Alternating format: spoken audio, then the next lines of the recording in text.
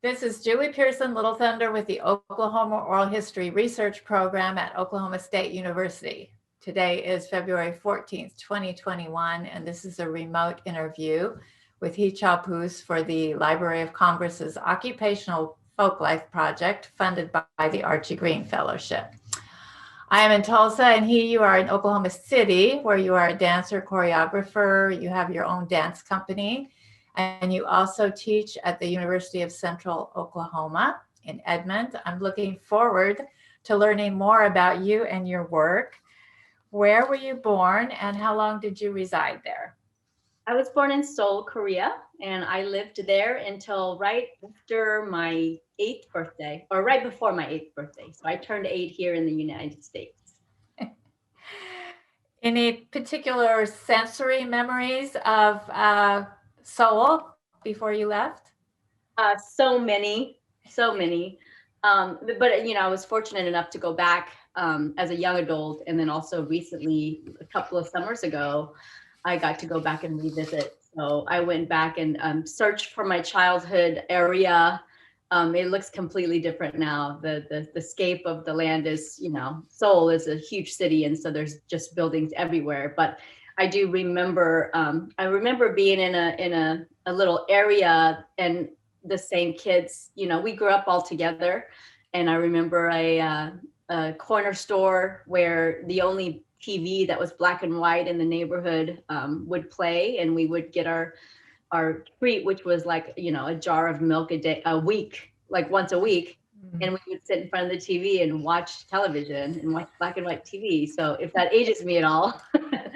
But yes, I have very, very many sensory, and I have a lot of sensory memories of being here for the first time, and flushing the toilet for hours at end at my uncle's house, and all the things that you do when you discover a new country.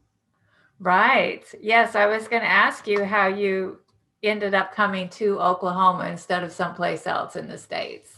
Yes, my uncle, who was from Henrietta originally and married my aunt, and I joke that he didn't realize he was marrying all 8 of us. So they took, I think they spent a lot of time and years gathering money and doing all the paperwork, and it was like a 10-year process once we got here. But they brought us here, me, my 2 brothers, my mom and my dad, and my grandmother. And so we all traveled and stayed with them in their 3-bedroom house for a couple of years until my dad could, get us in a place. And thank God for a program like Section 8, because, I didn't realize it at the time, but our first house was a Section 8 home.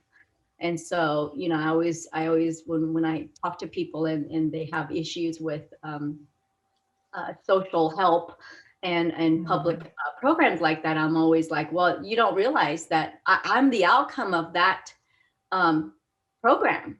And if there's, me, then how many other wonderful people are out there that you're going to discourage because you don't know somebody? Exactly. So, yeah. What expectations did your family have once you got in Oklahoma City?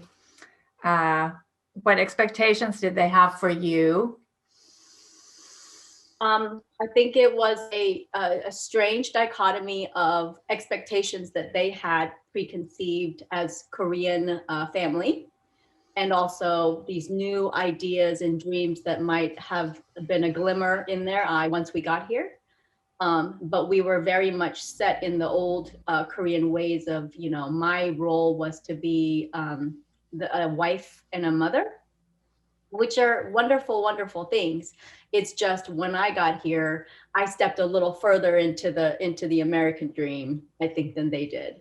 So they were both. I think I was both, inspiring and bewildering at the same time to them as a little girl, because I completely went against what they were teaching. How about your experiences in public school?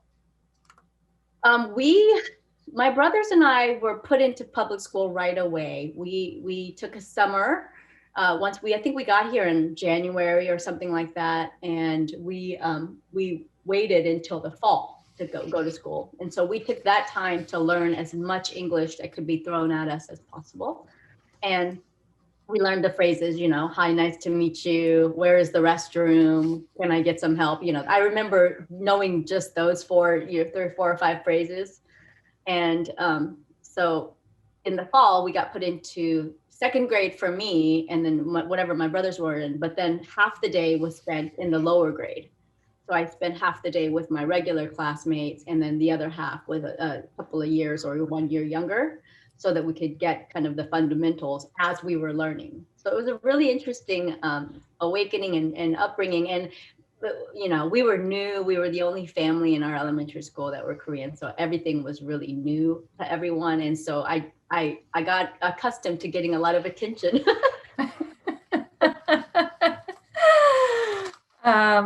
So how did you first get interested in dance?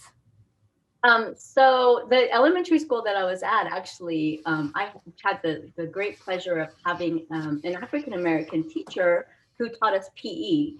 Her name was Frida Jones, and she actually went on to get her master's degree and doctorate, and was teaching at UCL with me. So we got to have a reunion. Cool. Anyway, Cool. so in part of the PE program, she danced us a lot. And I remember we put on a program that had to do with aerobics. And so it was just called aerobic dancing. And she, I remember, I tell this story very vividly because I remember it so well, but you know, I was lying on the floor and my legs are up when we're getting ready to start. And it was the theme song of Hill Street Blues. I don't know if you remember that or recall. It was from the 70s, I think, that show. Anyway, you know, da, da, da, da, and I just remember my body feeling, or my spirit feeling, like it was lifted off the ground. And I just remember thinking like, this is what pure joy and freedom feels like. And I remember feeling that for the first time then. And to dance classes or whatever, my parents couldn't afford to put me in a dance class, but I would watch videos, you know, whenever they came out. I remember thinking I knew how to dance because I had learned all of Janet Jackson and Michael Jackson's videos. So of course I was like, I'm a dancer. And then going into quote unquote, you know, ballet training. There's arguments these days about what it is to be a trained dancer. At that time, I didn't know better. So I thought training was going into a technical program, right? So, and I remember going, wow, I don't know any of that. But I've been dancing my whole life. So yeah, that's the first time I recall that sensation. And you did some cheerleading, which is extremely athletic. Has that impacted your approach to dance at all, do you think? Of course, yeah. I mean, there are some grit and a level of execution, I think, that you find in cheerleading, and an incredible level of teamwork. Because you're literally relying on people not to drop you from, you know, 2.5 stories or whatever that you're up. I was always a flyer. So there's a trust level that I think, you know, if you're partnered in any way in dance, you have to have. And so there's a lot of that relying on other people. And there's a lot of that sense, even though the dancers, actually, there's quite a bit of acrobatics now in dance and lifting. Right now, and during COVID times, there's not so much, but usually there is. So I've actually gotten to use both worlds, straddle both worlds. So talk a little bit more about maybe your first few dance lessons, or, you know, some of the bases you were covering before you went on to school and began your education there. So I met a woman. So back in the 90s, there was a local basketball team here in Oklahoma called the Cavalry. And it was a CBA basketball team. So this was pre-Sonics, pre-Thunder, pre any of that. And there was a woman that was running that named Cici Farha. And I tried out for that team because I was here in the city, and I really wanted to just continue dancing and being in that world. And so she got a hold of me and just said, you're going to come to my studio. You're going to start training with me. And so it kind of just started from there. And then I was teaching for her, and then I started working at Lyric, and then that's kind of when my career took off. How cool.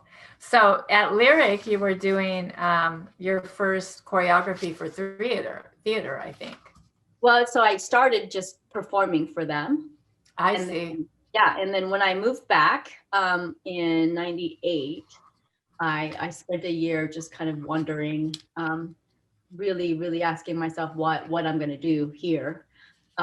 There wasn't much to do professionally, and especially because I had done some things in LA that had to do with the industry, and there was no industry really to speak of here at that time. So and so I went on to teach a couple of universities and ended up at UCO, and somebody gave my name to Jerome Stevenson at Pollard Theater. And so he was actually the first person I choreographed for. And then I've since worked with Oklahoma, the city rep in Oklahoma City, and then in Lyric, I've done a couple of shows with now. So. Well, let's talk a little bit about your LA experience, because that was pretty foundational too, I think. You went there at 19, is that right, to choreograph or perform as a professional dancer? And I'm wondering what expectations you had when you got there and how they were met or not met. So I was 19 when I started training, like I was telling you, the official training. And that was, my teacher was a ballet dancer. So I got thrown into that world of technical dancing. So I think it was a good mix of being able to do foundational, just funk and groove, and then meeting with the technical dancer. And that's kind of when I met my who I was supposed to be as a dancer, I think, was the perfect marriage of those two worlds. So I was about 23, I think, when I moved to LA, which was actually pretty older to be an LA dancer. Luckily, I looked 17 until I was about 30. So, it was fine. So I got there and worked for a year doing various jobs just to be able to stay there. And one day I remember thinking to myself, I'm waiting tables, I'm teaching dance, I'm doing the things that I could be doing at home. So why am I here? Why am I giving up my life and everybody that I know to struggle in this city? So I gave everything up and I quit all my jobs. And I said, if I don't make it in a year, I'm going to go home. So the week after I quit everything, I got an audition. I'd gotten an agent at that time. So I called for and Robin, which is a film, the Arnold Schwarzenegger, Uma Thurman one. And I went out for it and I got the job like right away. And I never went back to my other jobs afterwards. I just went from job to job to job. So I got to do some really, really neat things and meet some awesome people. But I think what I found myself doing is every job was a quarter of it I spent enjoying it and really doing the work. And then 3/4 of that job, I was stressed about the next job. And so, and I actually use this as a teaching thing for my students now, is you have to be in there, in the moment, enjoying everything, which is a little easier to say and to do when you're not dealing with an insurmountable amount of rent at that time for me. So it was just stress filled. And I thought that the enjoyment would be worth the stress. And I found that the few times that I had gone back home to teach and to do master classes and work and set works for students in my old studios and stuff, I just got so much more joy out of those. I felt so much more present, and I felt so much more just at peace with myself and who I am and what my purpose was. And so I really, I'm a big fan of writing down pros and cons. And I remember doing that one day, and I just remember thinking to myself, I got to make a decision. I've got to make the decision. And it goes against everything I've been working for the last 5 years. And it goes against everything that I thought I knew, that I had to follow my soul. So. Well, one of your teaching experiences was at a high school, I believe, in Oklahoma City. Can you talk about that and how that was kind of a turning point also? For sure. So a woman named Mary Ann Shelley, she was a clogger. And somehow she had gotten, I think she was a teacher, certified teacher, and she got into the program at Douglas and she taught them PE, but what she really did was teach them dance. And so she did teach them clogging, but she also wanted to bring in community dancers and have them be exposed to them as well. So she brought me in to teach.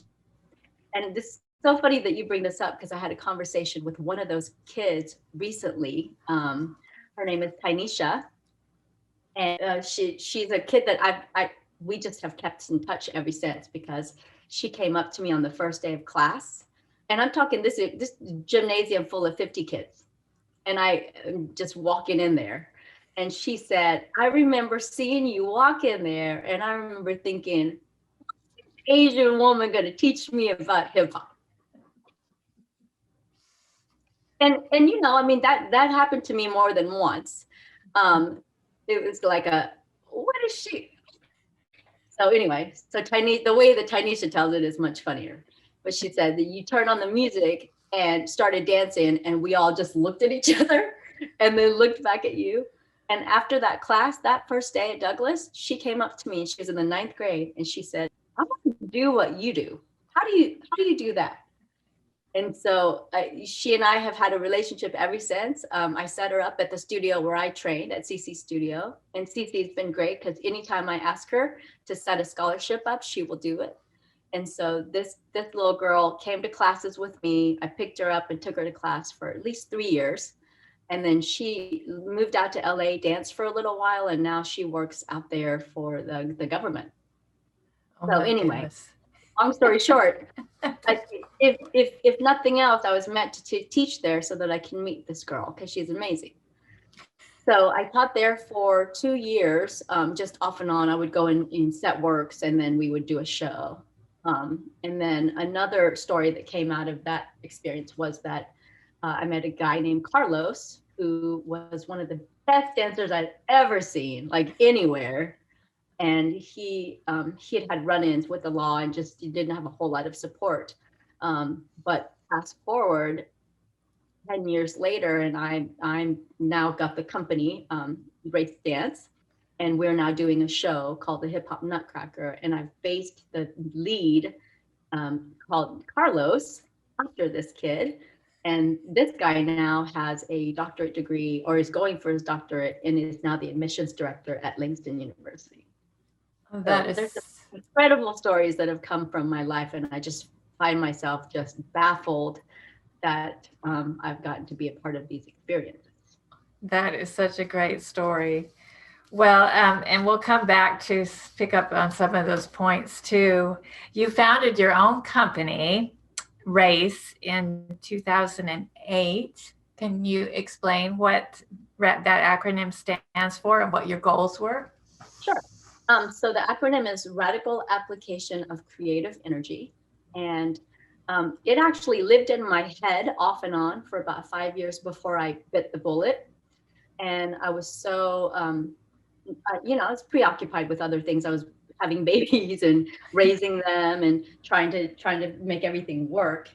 And, unfortunately, my husband and we got it first, and I found myself with this just incredible extra time that I had never had before. And I didn't want to fill it with stress and tension and anger and all the things that normally come with that. So I actually just filled it with this company because I had time and it had been living there. And I remember having a conversation with my dance soulmate, I call him, Adam Pearson. He has a company in LA. And I remember he and I were talking one night, and I said, I want to start this company. I don't know what I'm doing. I don't know how to do it. And he said, well, just get some dancers together and start. And I was like, start what? And he said, just start dancing. Just start dancing. Things will fall into place. And so that's what we did. We started dancing. We put a show together. And right after we did our first show, I think is when I filed, when I started to file. It was a year-long process. But that's when, everything started to, the answers started to come. Why are we doing this? And I realized the answer is because it didn't exist before. And all the things that I had questioned when I first moved back, what am I going to do here? How am I going to keep training? How do I find dancers? Those were all answered because I started the company. Mhm. Yeah. And one of the things that you addressed in particular was this desire to kind of destigmatize the idea about dance for young men. Yeah. So we started the company, and then it kind of appeared to us that there were no real groups of men that danced together that I could see in the professional world. I mean, there are definitely all kinds of groups that dance. Break dancers get together, street dancers get together, but recognized professionally and paid dancers, there weren't a group of guys. And so we started Men of Race, which was started by one of my friends, John Ariete, who was originally from Phoenix. And it was really kind of cool because we got to show that it's cool to be a guy in dance. And normally at a dance studio in Oklahoma, you'll see one or two in the studio. And so now we started to see that there are more boys dancing now. And I hope that that's one of the reasons. I like to think that it happened that way. And now we're actually back to the collective. The idea went from this company to then Men of Race, and it was two separate entities. And then we actually, a couple of years ago, decided, hey, let's just create this collective where we can allow people that are professionals in all the genres, that they don't have to do ballet, jazz, and modern and all of this to be in this elite group, but actually that we recognize, hey, you're really great street dancers. Why don't you become part of our collective? So now that it's a collective of all people who dance. That's Which very is a cool. really, it's been a great growing of the company in the ways that I feel like it needed to grow. Expansive, less judgmental, more enveloping and inviting, and more community based, which is what we like to think that we are. Well, one of your early signature pieces, and as you say, Carlos inspired it, was the hip hop Nutcracker. And can you explain a little more how the piece came about? Yes. So we talked about what's important to us, and we did want to include the community. And in correlation with that time in my life, I was also developing the dance education program at UCL. So was graduating teachers who had BA degrees who could go and teach in public schools. And so we had placed about 5 to 7 teachers in these public schools. So I had connections to CPS. And if you look at the demographics or the contextual factors of all of Oklahoma, those are usually the programs that are a little bit more lacking in opportunities. So we wanted to invite those schools and invite those kids and start something that they could have ownership of. So it wasn't just, hey, you get to be in our show. It was, hey, this is our show together. So we created, and we needed a show to do that with, and it just seemed like the right show because, the storyline is pretty vague. They go somewhere, but there's not a whole lot of context, inside of everything. But there was an opportunity to be able to bring in different groups, right? So I rewrote the story initially, and trust me, it has gone through many changes, and different people have added to it and made it better every year. So this would have been our 8th year this last year. We couldn't do it this year, but the last iteration we did, I think, was almost perfect. So what we did was change the story from Clara to Carlos. We changed the perfect nuclear family into a single mom who was raising her son, who Carlos didn't know his father, which was convenient for us because then we could use his father as the Nutcracker. And the lands, instead of the suites and all of these perfect make-believe lands, we went to the land of possibilities between a father and a son. We went to the land of hidden treasures. And the possibilities between a father and a son was important because, you know, a lot of the demographics of OKCPS kids, there's a lot of children who are from single parent families. And I think the reality is, you know, we have a lot of systematic things that are in place to keep families from functioning the way that they should. You know, the prison system, drugs, all of those political things that affect that community. And so we wanted to bring that to light, but then also the hidden treasures, you know, that's everybody else in your life that's not that person that's missing. Teachers, grandparents, aunts and uncles, cousins who are there. And yes, things are unfair, but we also can sometimes look at what we do have. And it's this full circle story about Carlos and his realizing that he is exactly who he needs to be and has what he needs inside of himself. And so I felt it was important to share that story, but also for these kids to go from a lot of their performances that they do in their schools aren't always supported, especially the boys, because they get bullied. And then from them to be able to go from that to, you know, going to OOHRP, which is a beautiful, beautiful theater, and dancing with professional dancers and being treated like one, and seeing their families come to it and really just they feel like stars, which they should. You know, they're the ones being featured. So it's been one of those, just I would do it every year for the rest of my life if I could. Right. Oh. Yeah. I hope you get to resume them soon. I want to come see that sometime. You work quite a bit as a choreographer and performer, touring also. And I wonder if you can talk, we'll talk separately about your trips to Korea, but I wonder if you can talk a little bit about some highlight touring moments for you when you left the country and went abroad. For sure. I think the longest I was gone was in Tokyo for 6 months.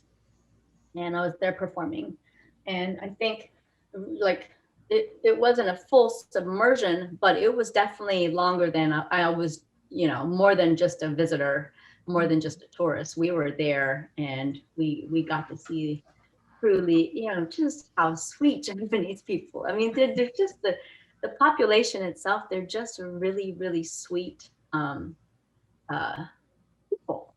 And it's neat because it ties me connection wise with because we have quite a few Japanese international students that come from Japan to study at UCO, and I have such a kinship with them because I know their spirit, you know, and being able to be there as a visitor was really fun.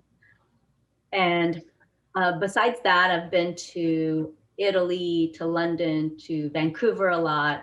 My friends and I that were living in LA, we started a workshop that's based out of Vancouver. So I think 3 years ago, we had our 20th anniversary, which was— Oh my gosh. And Vincent Patterson came to teach. Vincent did a lot of choreography for Michael Jackson, and he taught the Smooth Criminal choreography. That was his original. And I just thought, wow, this is. When you were learning Michael Jackson yourself, you never imagined you'd meet. I never imagined, yeah. So, and then, so like I told you, and then New York and LA, I frequent quite a bit. But you also had a pretty, your first trip back to Korea was kind of a revelation. Can you talk about what happened, what you experienced there? Yeah. So, you know, when I was young, being new here, being what we call, I think it was alien. They called us aliens, actually. No, it's what we were called. I remember thinking, wow, everybody's calling me an alien. I don't think I'm an alien, but it was, as a kid, you don't realize it's a different kind of meaning, but it was very foreign. I think it was so important to my father.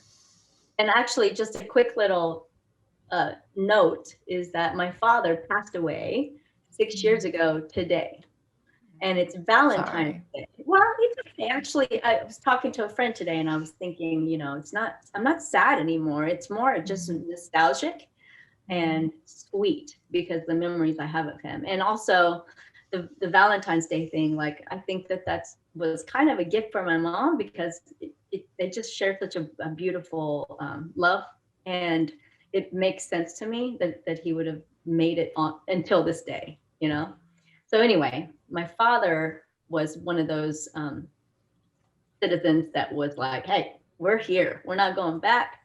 You need to be learning English. We're speaking English every day. You're going to be a citizen of the United States. And so we were very submerged in the culture here. And I spent all of my adolescence trying not to be Korean. And so when I got to be an adult and realized, oh my God, I'm not Korean enough, based on the Korean people around me. And I still get that sometimes at the Korean restaurant or the store. They just, And so I was very insecure about my Koreanness. That is until I went back to Korea. And I studied and I took the classes and listened to the podcasts and every day for months, just so I could get by. And I don't know what I was trying to do, if I was trying to pretend to be Korean or if I thought, okay, whatever. I was just gonna be in it.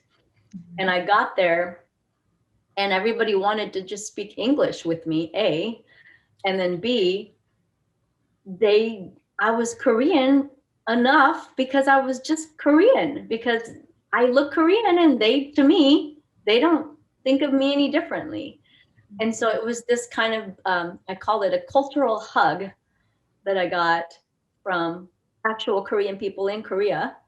And so when I'm here now, when I go to the market or wherever, I don't feel like I need to prove anything to anyone, because I'm accepted because I'm just who I am. And it didn't bother a whole nation of people.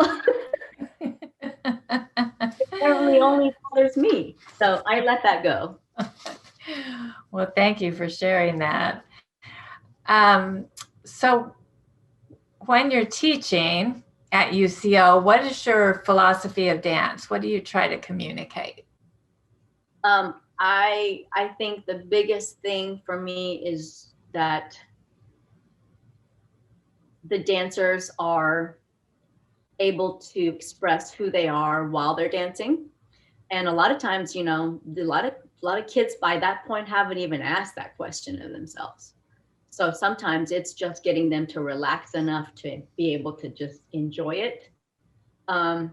Also getting them autonomous, because I think as a teacher, my biggest gift to them is their independence, is that when they leave, they can go and they have, they're assured that they can do what they need to do by themselves.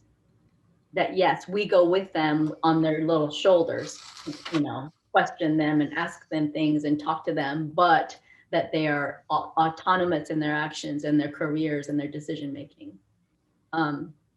And also that they ask so many questions. They're in college. They're in the prime of their lives to be rebellious and to be inquisitive so I always, questions are my favorite, because what are you here for if you're not here to question everything?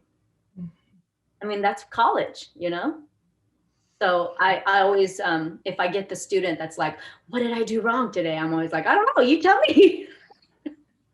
I'm not sure.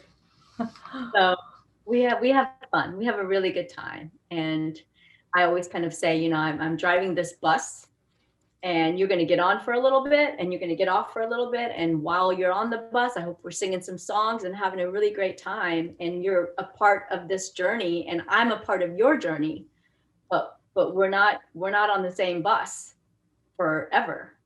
So while we're together, let's enjoy it. Well, you've talked about the hip hop influence on your own work, and you loved listening to that music growing up. And when you teach it in your classes, you also have spoken about how you try to teach respect for the culture and try to get the students to recognize, if that isn't their own positioning, that it's important to make a distinction between sort of paying homage and appropriation. How do you draw those lines? Yeah, I think it's actually a really interesting time that we're living in, because a lot of questions have come up. Mm-hmm. And some things have even made me question things that I've done in the past of, hey, did I even think through that? You know, this is material that doesn't necessarily, that isn't made to, you know, exactly for my culture or for my position in my life. So how do I take it and borrow from it and give honor to it? And so what I say is, you know, if we're always so worried about if do I have permission to do that, then some things are going to die, you know. So the idea is, let's let's borrow from each other's cultures, but let's respect it by knowing the history of it. Let's respect it by naming the people who have given. Let's respect it by sharing with each other, you know, the true values of that culture. So, you know, there are definite things, historians and people that have come along that have guided and shifted the paradigm for that certain thing. And so instead of just teaching the dance movement in my classes, we luckily we're in technology times, we're able to share, and we have Facebook. I have a Facebook group and I have all these things. So I'm always sharing videos, YouTube videos, or, you know, KRS-One talking about what the root of hip hop and how Herc came over for, you know, like there's all kinds of things that you can share to give more information. There's a whole street dance culture here in Oklahoma City. And you know, one of the things that I haven't done yet because COVID, but I, you know, hope to do is to bring in a street dancer here that's local, but also I think in the fall, we're working on bringing Bradley Rapier, who was one of the original, he started a crew in LA called the Groovaloos. And so he trained with all of the original dancers. So it's really about, you know, how do you respect it? You respect it by not claiming it for yourself, Mm-hmm. you respect it by, and one of the first things I do when I go into classes, I say, I'm not hip hop. I don't listen to it every single day. I don't go street dance every Friday night. That's not where I am in life, but here's the people who do. And if you want to do it, then you've got to learn how to do it. So I'm a conduit more than anything. But I think knowing that, then I can teach in the way that I know how to teach.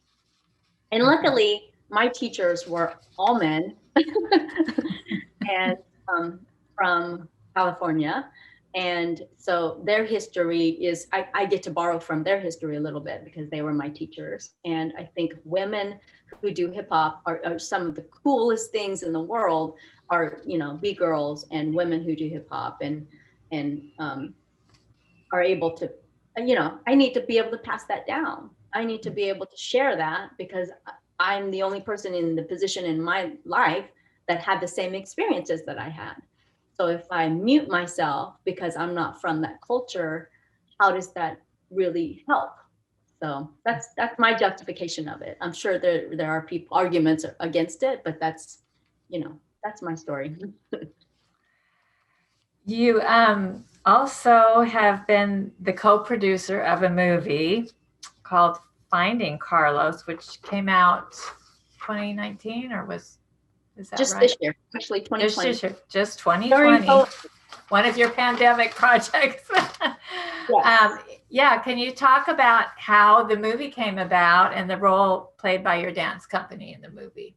Yes. So when we couldn't do the show because OOHRP had shut down, I was talking to one of my good friends, Lance McDaniel, who till recently ran the Dexter Film Festival, and we were actually in the pool, and one of the safer places you can be during a pandemic.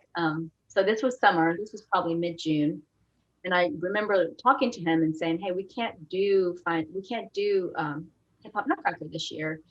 I have an idea of trying to do a film."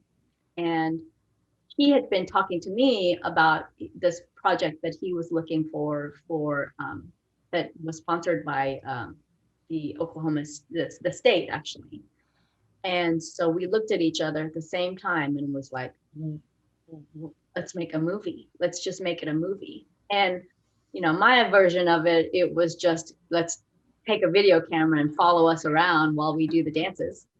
And his version of it was, let's make a feature film with, you know, a casting and story and script and everything. So we were able to be a part of every single bit from the get. And anything dance related, I was in charge of. So the company and I and the leadership of my team, we got together and sat down and said, what do we want to tell with the dance portion of the story? And so what we realized was one of the things that has always been lacking in the Nutcracker, the original Nutcracker, is a sensitivity to culture, because they do very much appropriate a lot of cultures in that show. And, you know, God bless them, the Nutcracker isn't what it is without the Nutcracker. It is what it is, you know. But now that we're a little more seasoned and know a little bit more about how to navigate this new world, we thought, let's use this as an opportunity to give the culture back to the culture from which it was stolen. So so we found a group. We found several, actually, the Mexican folklorical group, which exists already. And it's all groups that have been around for a long time. It wasn't like we brought together a new group.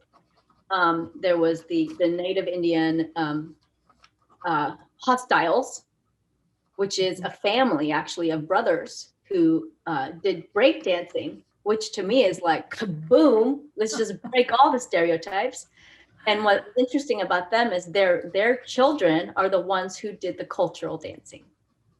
So there was happy, what was it called? Fancy dance.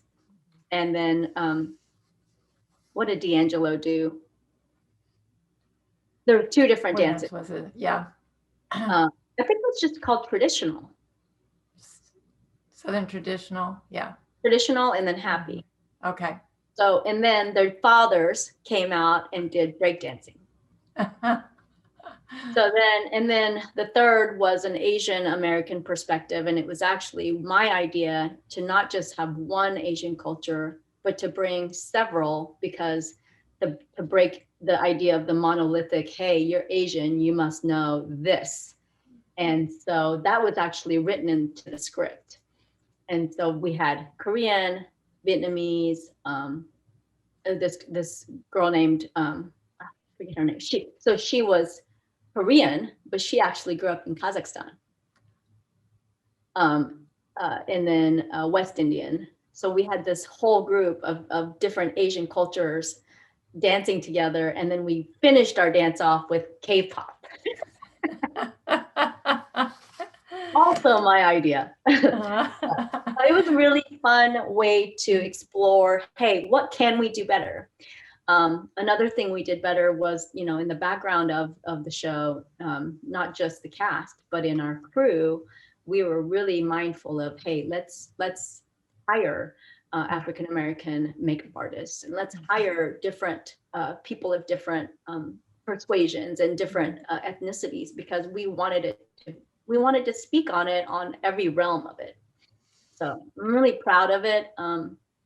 Not just that the movie in the production, I think, is going to be a classic Christmas film, but also just that we followed what the principles that we felt like were important and we stood on. And expanded the dance community in Oklahoma quite a bit through that. Yeah, we hired, I think, and we had a senior group as well. And we had, I think, 71 dancers in full. And we got to hire some street dancers that came in and worked with us. And then, of course, the company and then the academy. So we had 71 dancers in that movie at some point. So cool. So you produced Trace, I believe, which was a totally collectively created piece in 2019. How did you approach the collective creation part of that? Very reluctantly. I think that was the last of our leadership group. So, you know, the way that the company functions is, you know, I'm labeled the executive director or the founding director or whatever, but really I don't do anything fully by myself. There is a team of 4 other people that are our leadership team. And I think I was the last one to come around to the idea of this collective thing, only because I've done so much on my own, like by myself for such a long time. And so this was the first time that the choreographers all, not only the choreographers, but the dancers from the get-go of inception, idea, concepts, to the storyline, to choreography, to, you know, like everything was 100% collaborative. And so because of that, it takes longer. It's a little more painful of a process, but we were all, the buy-in from the company was what the biggest difference I feel like was that it felt like it was owned equally by every single person. So we work collectively now. The film, you know, it had 71 dancers, but it also had, I think, 12 choreographers. Mm-hmm. And I think the idea of this collective idea of not just you is in charge, but the group can be in charge is the way of the future. I really do. I think organizations that don't buy into that are not going to be around much longer. What other solo or company works are you involved with right now? So we just finished the virtual Racy show. So the Racy show is a show that I created that it's a little more racy. And it was a show that I created from when I lived in LA. My friends and I would get together and dance just for fun. And usually the clubs were the only outlets that we had to do that. And there was something about it that was very freeing as a professional dancer to just get together with friends and dance and put a show on. But also this idea of American virtuosity, or what's the word I'm looking for?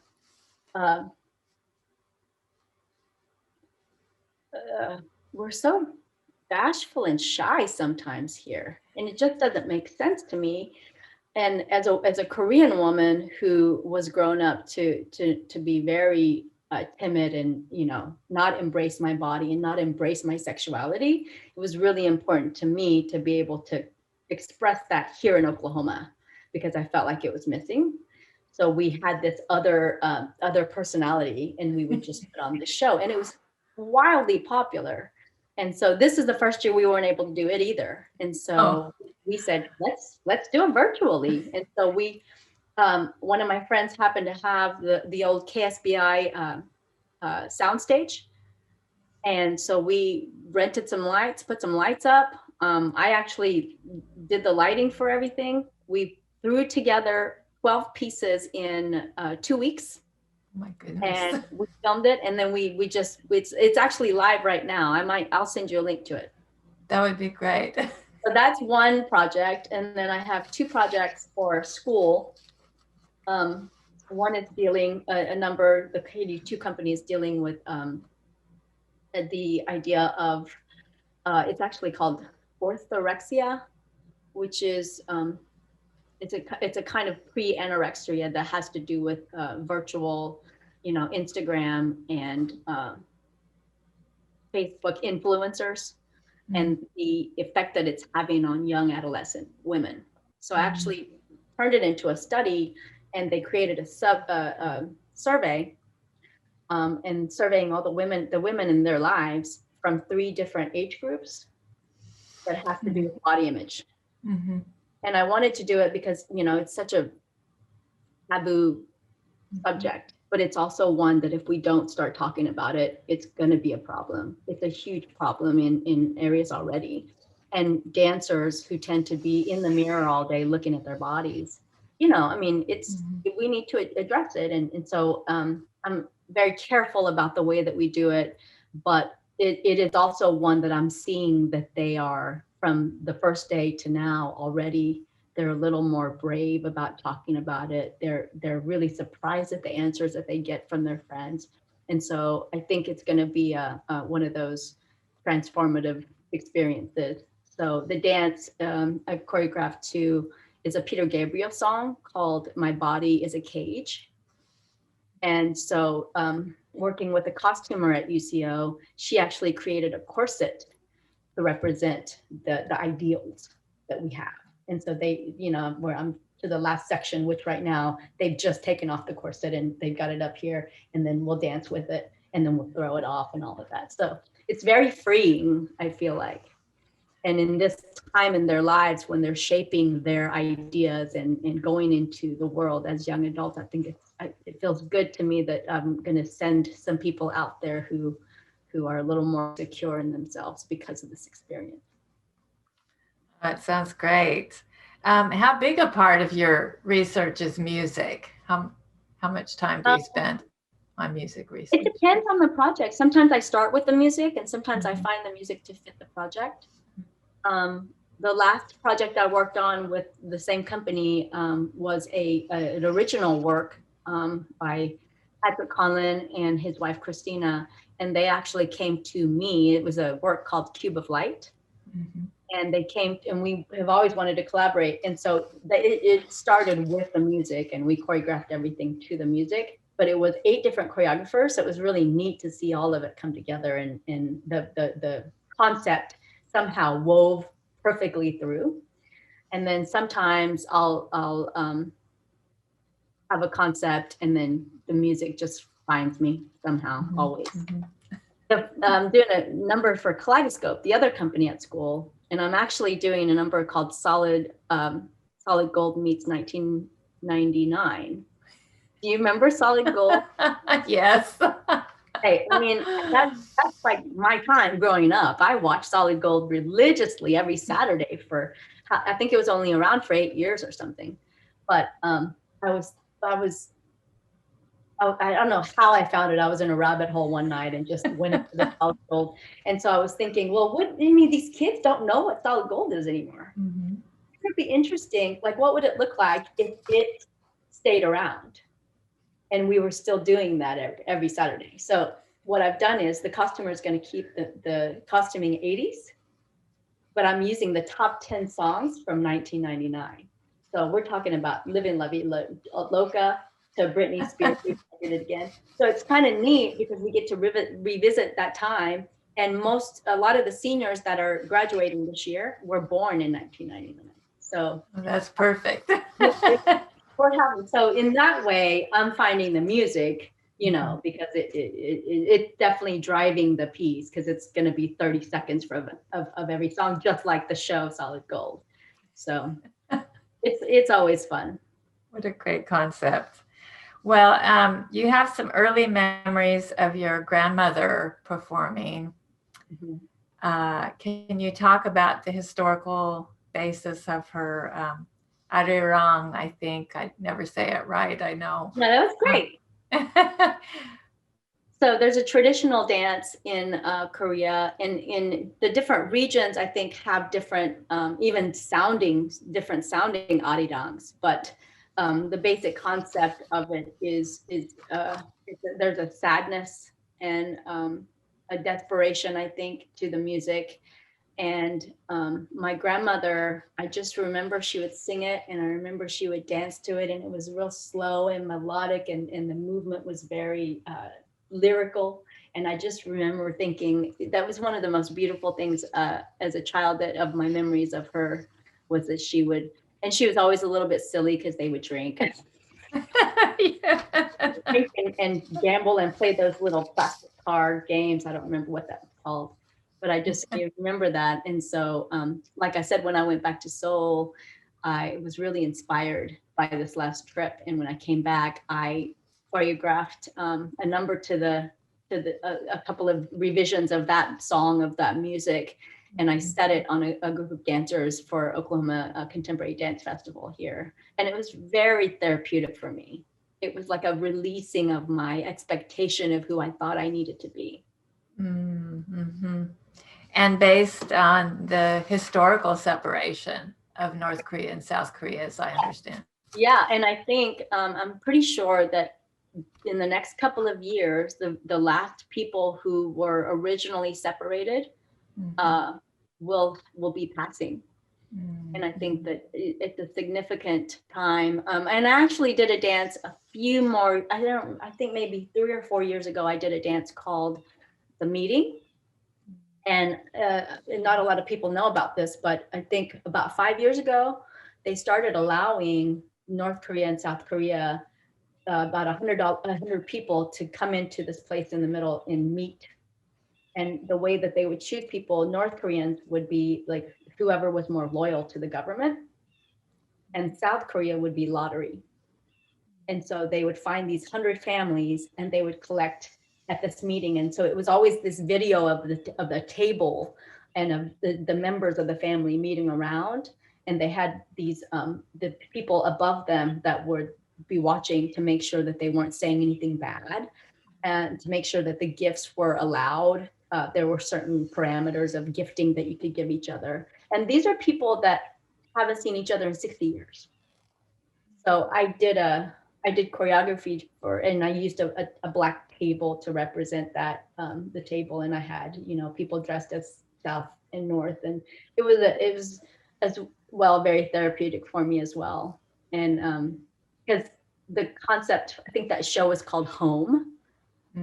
And so the concept for me was, they weren't together physically, but when they came to this meeting, they just like senior citizens turned into 6-7-year-olds who just wanted to be with their brother. And they were home. But that was my concept for that. Oh my goodness. It sounds like a wonderful piece. Well, in addition to your dance work, you're raising your children, although they're getting a little bit older now. And you have a daughter and a son, and you do think a lot about both the kinds of knowledge that is passed from women to women, and sort of the gender expectations from generation to generation. Mm-hmm. How do you handle that with your own daughter? What informs your? I think, well, I had a really, when I was pregnant with my daughter, and actually for a short time after I had her, I had just these questions of who am I? Who am I, and what can I pass down, and what do I had to take inventory of the things that were taught to me or the things that I had learned, and I'm putting this person out in this world, and how do I do it, and do it honestly, and do it in a way that makes me feel really good about who's out there. And so some of the things that I remember from my old upbringing was this idea of her owning her body. And that sounds like a very strange thing to do, but I, for the longest time, didn't have that sense because, my mother dressed me, she cut my hair. I remember for the first time in like the 5th grade, I asked for my bangs or something to be cut, and it was just this family meeting, and it was just really dramatic. And I just remember thinking, it's my hair, and my God bless them, my aunt and my mom were just the most wonderful people, but they had no qualms about coming up to me at any point and going, oh, look at the little boobs, and, just touching me. And I just remember thinking, I will never do that. I will, it's my body. And how do I own it if I don't own it? So that was one thing. And then the other thing I remember, just speaking as a woman, that my grandmother and my mom and my aunt would always, from the time they were in their 40s, would be like, don't have much longer.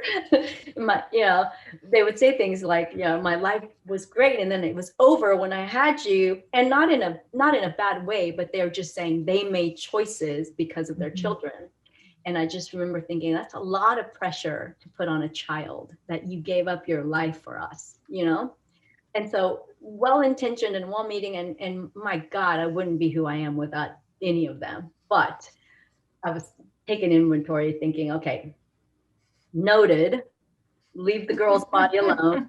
And also, how can I teach her these things without modeling them? Which is, I think, what drives me and pushes me to constantly improve myself and read and take on and say yes a lot of times to projects that scare me, that make me nervous, because if I don't do those things, then how do I expect my children to do those? And you know, they got to witness me during my lowest points right after the divorce, but also they got to experience me going through graduate school by myself.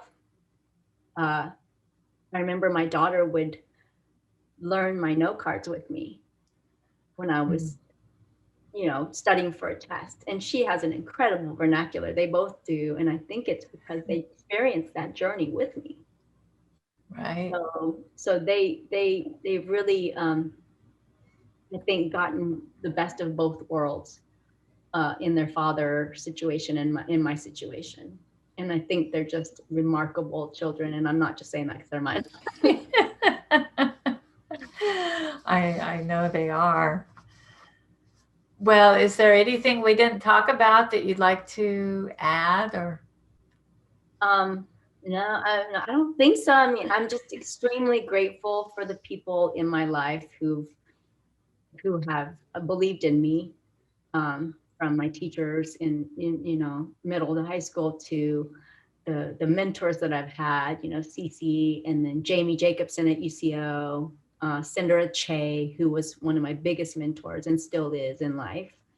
I think the younger people who are now working with me in the organization, who will be taking over. You know, I think there's a lot of times when we think about what we've done, we forget about everybody else who's helped us do what we do. And so, as much as this is, you know, wonderful, and I feel very special, I'd be remiss to say that I've done it all myself. There's been so much help and so much support and so much assistance along the way, that, you know, the things that exist because of everyone else. And I just get to reap the rewards, which is incredible. It's been a community journey. Yeah, sure, 100%. Well, thank you for your time today. He really appreciate it. I appreciate you. Thanks so much for reaching out. So nice to meet you. Same here.